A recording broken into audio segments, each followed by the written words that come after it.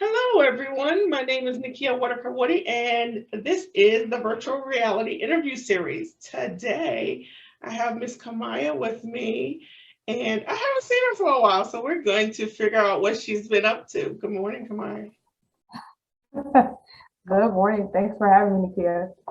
Always, always love to support, love to support. I love your background. Thank you. You got to keep it branded. I know, you gotta keep it branded. literally, y'all put your Yeah, church perfect. yeah. So, what kind of business do you have? I have a branding and consulting company. That's what I do. And it's for all online businesses. And honestly, it's just been a rapid change and a lot of things that I've been doing recently in 2022. So I'm excited. I know. I saw that you have a podcast with your mom. Yes, yes. How That's was been that, girl? I could not do that with my mama. Look, everybody says that, but that's why I feel like our brand for our podcast is so specific. It's called the Overcomers Club podcast. And we're literally just having raw, candid conversations as mother and daughter, our experiences and things we've been able to overcome through the power of God and just so many things that we've been through. And so many people say that, like I could Girl, never me do that and with my my mom mama. would be arguing back and forth. The overcoming would be me overcoming, hitting her. Literally, some people say that. And I'm like, you know what? But we were always like this. Like, it took us a while for us to really get together. And we had a lot of honest conversation, a lot of come to Jesus moments, a lot of accountability to where right now, like, literally, my mom, she's like top. We have a great relationship. It has not always been like this. And she'll be open to tell you that as well. But we worked through it. And so, yeah, I'm excited. We started that podcast October 2021. And so it's been good, and we're just building up. That is great. That is great. Okay, so you say you do branding. What's the difference between branding and a logo? Oh, such a good question. So I think one thing we have to understand is like a logo is part of a brand, your overall brand. Your brand is the experience that you give your customers at every touch point. And so that's whether they're in person, whether they're online with you, whether they're on the phone, that is the experience, that's the feeling you want to invoke. And so your imagery definitely can play a part in that. Your logo, that's a statement that represents you, but that is literally just one small cog in the big machine of your brand. So like for branding, we look at how are you different from anyone else in your audience? Like that's one of the biggest questions you have to ask is what makes you stand out in your industry. And if you don't know that, then you definitely need to book and get a brand strategy session. You need to be able to like have that understanding so that you can go out into the marketplace and compete confidently amongst your peers, and you can easily distinguish yourself. And that's a really high selling point for anyone else. Yes. How important is color in your branding? Because when I first started, everyone was like, you're going to turn away men because your color is pink. Right. Well, I think color psychology is a big deal. That's something that we do is that we really focus on the psychology behind colors. Like everybody has their favorite colors, but it's like, okay, let's kind of blend the two. You might have in your mind, you see in your mind, you want red, you want pink, you want blue, whatever. Well, what does that feeling, that just feeling that we get that invokes that? Like when you use pink, not necessarily. There are some brands where men they will actually buy from that has pink in it. It just depends on how they position and the imagery that goes with it, and that's what we really have to dial in on. And that's what's important. Like that's super important. Yeah. Okay, so are you an introvert or extrovert? I already know this, but Yeah. Well, look, I am honestly. It's called an ambivert. So that's just another level of an introvert. I don't, that's basically where I love being around people, but I get zero energy from people. So I got to be by myself to recharge, to actually just kind of get some life back. So, and I'm very confident, I'm very comfortable with being around myself, but I love meeting people. I love talking to people, but I get zero energy from people. so do you So think yeah, that I'm came from being calm. in the military? I think that was part of it. My nephew's Just here. Oh, just understand. My dog's in the back over there chewing on his bone real loud. But but yeah, I think I've always grown up I was always an artist. So I've always drawn, I've always been a visual artist, and that goes into whenever I create logos or different things. And so that was my escape. And so being an introvert, that just came from, I didn't even know that. I just had a lot of things that were my creative outlets that I enjoyed, and I didn't need anyone else to be happy. So I would draw, I would read, I write. I just had always have had my own like group of hobbies, crafts and stuff like that. And so when I look up, I'm like, oh, snap, I haven't talked to anyone in like 5 days. Like that's the type of thing that I had to kind of grow out of so I can actually be a good business person and have relationships, stuff like that. Okay, so being from the military, why did you decide to go virtual? Oh, that's such a good question. The military really taught me a lot about community and the importance of like staying, like knowing your lane, like being in your specialty. Because nobody can do their job if you are trying to do everybody else's job, or you don't, like it's very like task oriented and specialty focused. And so me, I've always been a techie. I've always loved technology. I've always been online. And even my job in the military, I was a system support communication specialist. So I was still doing pretty much the same type of stuff, working with computers, working with setting up communications and things like that. So it was a natural transition once I got out, and I graduated college like the same year. Let me go ahead and start working as well.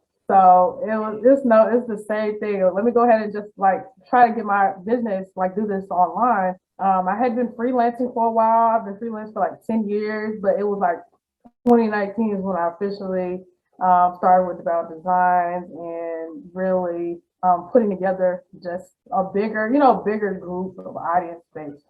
Yeah. Okay. So do you have any regrets? Oh, yeah. Some things definitely regret. I regret, I guess one of the biggest regrets is just not really taking the time to do a lot of personal education.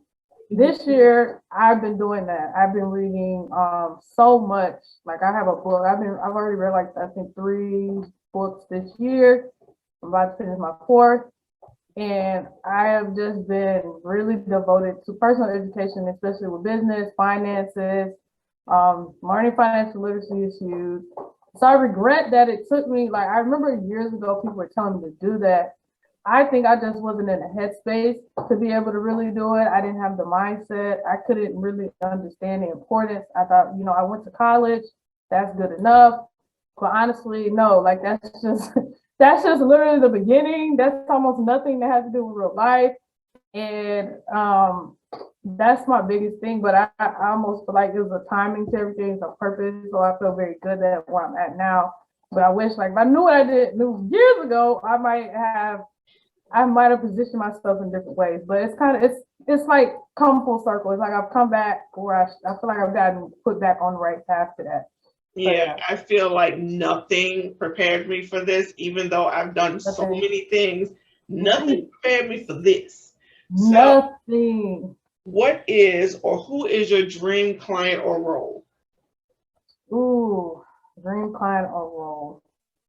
I think I'm also in the Web 3.0 space as well. So one of my dream clients would be working with a platform like Coinbase, working with like an OpenSea, something in that area, because that's where a lot of things are going. And I already work with some of these companies like on a smaller level, but being able to work with them and help them really put together and launch like projects or startups, that would be like my role, like to be able to be someone that can rapidly help launch startups, that help them get their branding together, get the strategy for going to market, and really execute on that, especially because that's where everything's going.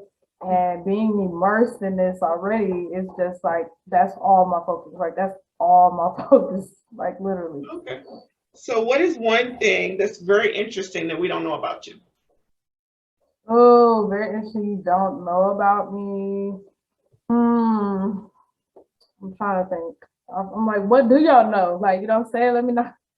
Well, the whole point of the interview series is to show that virtual assistants are real people, that we have real issues, we have real problems, and that, it's not one of those, I'm going to jump in and make $10,000 in a week. No, no. I think one thing that people don't know about me is that I am very competitive. I think, like, it can be a little bad. I'm like, people don't know, Really? like, I'm very competitive. Yes. I'm very competitive, quiet. I'm like a silent competitor. So I see things and I'm like working against, like, I'm working to like to beat this person or to beat that person or to do this. And Okay. like, Someone didn't learn the collaboration over competition thing. well, look, I believe in collaboration. I'm totally into that. But I feel like there are some situations where people don't want to collaborate. Well, then we got to compete. Like, like, Because it won't work with me. yeah, I mean, but because I honestly, I don't go into the mindset with anything. I'm like, how can we do this together? There are situations where people don't want to do anything with you, but I found more likely that collaborations are one. But I'm very goal oriented, and so I compete more with myself too. That's what I'm saying. Like, not just people, I compete with myself. So like what I did last month, I got to do better this month. Like what I did last year, totally, I'm doing way better than it was last year. Like it's been a huge like upward mobility. So it's that change of mindset. Um, I'm very hard on myself too. Like a lot of people don't understand, I'm very hard on myself. But that's because like you're saying, being a virtual assistant, being someone that works from home, you have to be a person accountable. Like I don't have a boss. I don't have anybody that's like, hey, Kamaya, you need to do this. So I'm hard on myself to make sure that okay, I gotta show up every day for this. And if I miss a day, it had to be for a good reason. I take breaks and everything, but I'm very hard on myself. And I feel like that's what you gotta be to be able to be successful. Like no one's gonna like no one's gonna pull your teeth to be successful. Like they're not gonna do it. No one's gonna like Mm-hmm. nobody's doing that. You have to be that person Yes, to you get have to up. And show so up in I'm your very own business. competitive with myself. Yeah, I think I'm more competitive with myself than other people.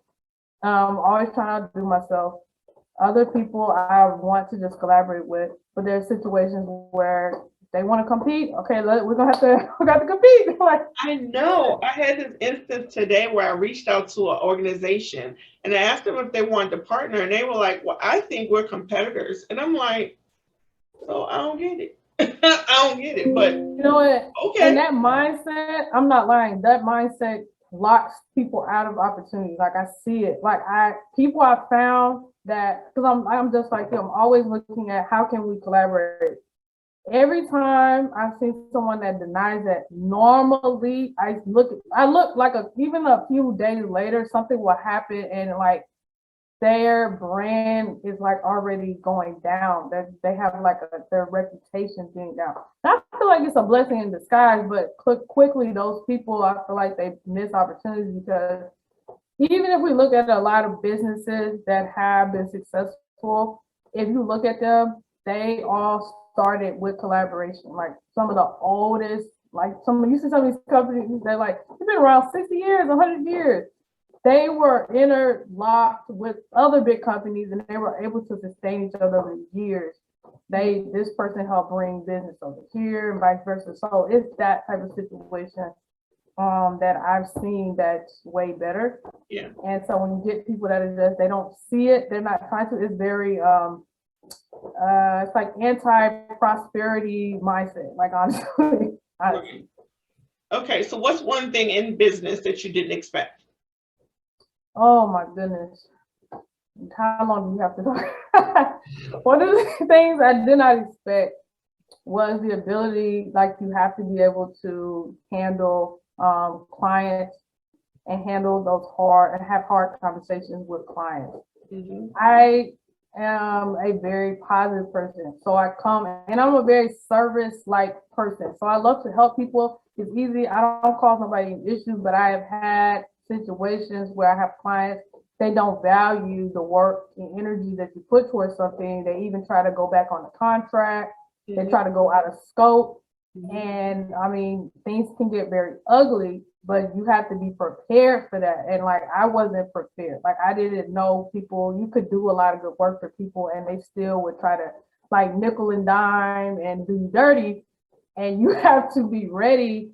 And I think having good contract systems, policies and procedures, having that set up and just having, you have to have a strength of resilience will help you, because I've had situations even recently where I've had to take some break, some time off, and just really evaluate some of the policies and procedures I have so I can continue to do what I love to do and not let one bad apple spoil the whole bunch. Yeah, that's very important. That's very important. I had a client yesterday. Well, no, I had a potential client yesterday ask me what was my argument style. And I was like, what? And she was like, well, I'm very perky. And I was like, and I'm not. And she was like, well, you know, what if we have an issue? How do you want me to communicate with you? How do you want to be able to resolve it? And no one had ever asked me that before. And so I was like, interesting question.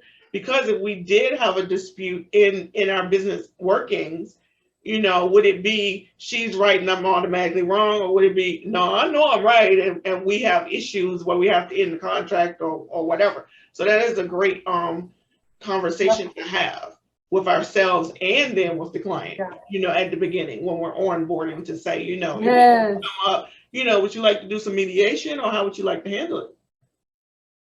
That's a really good point. Like, I'm literally having to do that with a group of clients where they're having arguments between each other. Somehow they're trying to bring me into it because they're business partners. And we're going to have a meeting just to talk about policy procedures on how to conduct ourselves during a call. Just for that. And I agree. I think vetting your clients, and I don't know who needs to hear this. Like, I can say it for me. When you first get started, you might just be very money focused. You know, you just want to get a bag. You just want to get a contract. You just want to get started. But I'm telling you, it's way more important to make sure you're getting it from the right person. And you're getting it from people that's going to respect you and your time and follow your business. It's not. It's really not. And you got to get people that's going to actually respect how you do business. So if you have your system set up a certain type of way and you want them to fill out a form, and you want them to do this and they aren't compliant, it's just like a relationship. It's red flag that they're constantly trying to make something different. Like, I'm in a situation, literally, I'm pretty sure I'm going to have to cut these people loose, and it's just it's on principle alone. And that matters. Like, that, you might not think it matters, and it might be money like you've never seen. Yeah. But that money will never be able to satisfy the amount of peace you can have or the headache. You'll never justify that headache you get when now you got to go popping the leaves because you're so stressed out just from talking on a phone call. It should never be like that. That's never, I think that's nothing that anytime you're a virtual service provider in any way, that does not come in your job description. They need to go get a therapist, and they need to respect. Therapist is necessary. I know in my contract, I have two things. I have that if you do not have your things to me and it causes me to slow down in my work, then I charge you an extra fee, a percentage, because now I'm past my deadline that you gave me. And also I have that if you miss a meeting without notifying me, I charge you an extra $25 because you're not respecting my time. Right. And that stuff, see, and I love that stuff that you're learning. Like, literally, I have some clients, they miss meetings, and I was just like, no, we're done. This is done. I had another, that's what I'm saying. You have to, it's an iteration. It's never like perfect. As situations arise, the best thing you can do is really figure out, okay, how can I not have this situation happen again? And contract, so important. Understanding how you work with people, I think that takes some time. You're not going to really know until you get in certain situations, but don't wait until it keeps happening. Like, cut it, like, give yourself immediately, you need to come up with a solution that's going to be best for you. because you're at the end of the day gonna have to be the one working with them. You're the one that has to do the service, and it has to be good for both parties. Yeah. So what is your biggest client pet peeve? My biggest client pet peeve is waiting to the last minute and and then all of a sudden wanting you to just jump at their project. That's my biggest pet peeve. Like and that doesn't work like that. Especially if you have more than one client, you have more than one client. So if they took their time getting started, they're in a queue just like everybody else. And that is my biggest pet peeve when I have some people, they don't understand that and they want special treatment. It's like, no, you can't get special treatment because literally if everybody got special treatment, I would not be able to service anybody. Like I do have it in my contract that if you do not give me 3 days lead time on something that's not in my scope, then that's a rush fee. I don't blame you. And look, me and you got to talk more about it because I got to get better contracts myself on some things. And some things, it's just very bizarre. Things you wouldn't even, it's always that small thing you don't think is like a big deal. It becomes like a big deal because people just don't have like basic. Right, they always want to do something at the last minute after they've already filled your plate. Yep. It's like, yep. Oh, don't you want me to do? Yeah, I want you to do that too. It's like, oh, with the two mean right. Or they want to do something extra. That's why it's very specific. You have to have things like revision. Yes, my contract lists my services, and it also says anything extra is extra. Yep, that's right. You got to do certain things, and you got to just have like those things be on your forefront of your mind whenever you're doing things. So, yeah, I'm with you. Okay. How do you practice self-care? Oh, very good question. I choose at least one day out of the week, especially like yesterday was my self-care day, where I detox from all social media. I am not available for phone calls. I have like my circle. They always can, because they don't take energy from me. That's what I'm saying. And like I literally gotta like unplug from everything. And so I make sure I sleep. Sleep is so important. I get my 7-8 hours of sleep. Some people be trying to cut that sleep. It's not what y'all want. Y'all want to do this long time. Y'all gotta learn how to have some good sleep patterns. I eat a good meal. I eat healthy. I work out. Kind of like all the basic stuff, but I love taking baths, but then I like getting out too. So I like getting outside of my house, spending time with people, but every now and then you just have to really do what you like to do. So just blocking off people, do what you like to do, binge watch a show, chill, eat some food, sleep. I know. I watched this stupid program on TV and my daughter is always like, why do you watch that? I was like, because during the day I am in so focused mode that I need something stupid just to clear my brain so that I can get back to normal, because I just need the stupid. Don't need the stupid no other time. Exactly. Just need the stupid that time. Okay. I agree. And it's good for you. Like now, it's good for you. Definitely good for you. So what are you most excited for right now? Oh, I'm most excited about the way the internet is changing with Web 3.0. And that's talking about. Yeah, so we're talking about the internet's going through a change, and where the past 10 years that we've seen, that's called Web 2.0. You've had social media be the dominating force, but there has been no ownership. Nobody technically owns anything but outside of a domain, and even that they have to still renew. With the way things are changing with cryptocurrency, with NFTs and all of this, people can now own parts of the internet. They can now own their content, even their accounts.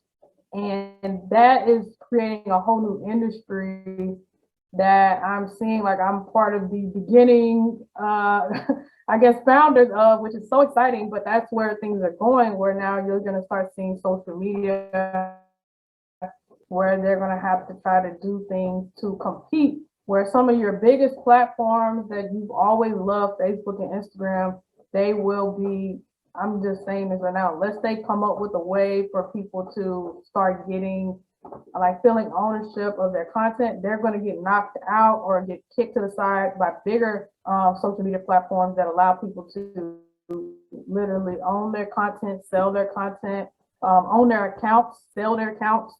And these different things are huge because that's like taking back their like your identity, responsibility in a lot of ways. And so a lot of companies are starting up right now. It's like literally there's so many new startups. And what's happening is just like when the internet first began, there's just a huge, it's not saturated.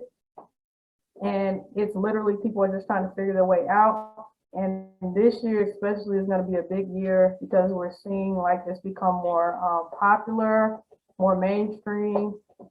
I had the opportunity, I'm a board member of NFT.tips, is a community of 54,000 people. And we are going to be like doing activations at NFT Miami. And there's literally going to be almost 50,000 people, which is one of the biggest events I think ever on record for NFTs, for Web 3.0, blockchain, and things like that. And so being like, I'm very excited about that because literally this is something I know is not going to go away. This is something where I can like establish a brand now, and I could, you can be, there's always rewards for being first. So being a part of those founders and being first, it is going to go such a long way, and I'm excited to be a part of that. That's cool. Is it expensive to own your own space? You know what? It's not. I think it's no different than you starting up any other business. It takes about, like, you want to do an NFT project, you're looking at 5 to 10K. But literally, I'm seeing like startups make almost $1 million in a day or $2 million. I've witnessed it in my eyes, several different projects, like at least once a week. Like they're dropping, they're making, they're selling out. And it's a rapid fire growth, and it's all fueled by community. So I think, in the web, what we've been doing is kind of backwards what's happening now, where we have a product, and then we're trying to get a community to like this product and build our following. Well, now it's the reverse. You build your following, really foster the community, and then you come out with a product. And normally that's where you're seeing these rapid fire sellouts and where they can keep doing like more and more things. And so it's just a great thing to be a part of. It's not that, I think what's interesting is you don't see it in every sector yet. So if you're in business, like even you, Nikia, like I have not seen a VA NFT, right? Like if you came together with a community of like other VAs and created something, like you already have your community. If you already have community, it's even better. You can transition them here, and y'all can now start creating your own decentralized organizations. You come together, you give community voting rights, where y'all can do things as a huge collective, and there's a lot more power because now we're seeing that people are starting to meet in person, which is even more exciting. Yes. Because it's just like, you've been talking to people all this time, and then now we're doing like an in-person event, like it makes it so real. So it's really not that, it's honestly not that expensive right now to start. I imagine years down the line, it might be, because a lot of us that are helping them create the project, like things are just going to get higher because they're going to see the results of what this can be. Okay. So yeah. So is there anything that you wished I had asked you? You know what? I wish you had asked me, Kamaya, where you been for the past year? No, because I understand that we need to sometimes take breaks. I understand sometimes there are some things that happen. I mean, I just took a 3-month break, so it is what it is. I mean, sometimes you take a break. Yeah, you know what? And I understand life happens. Like I think last year, if y'all listen to my podcast, it was a year of hell on earth for me. I went through so much life transition, but I'm like way different, way better. Like everything's it's just like, I feel like I filtered out all the trash and all the negativity that was like trying to pollute my growth. And now like I'm feeling just this, that's what I'm seeing, the stair step, this climb up. So I'm happy for you too, Nikia. mad at you. You better take your 3-month break unapologetically and just come back. It's always gonna be better when you come back. It's always better. Yeah, I mean, mine was unexpected. My daughter died, but yeah, Yeah.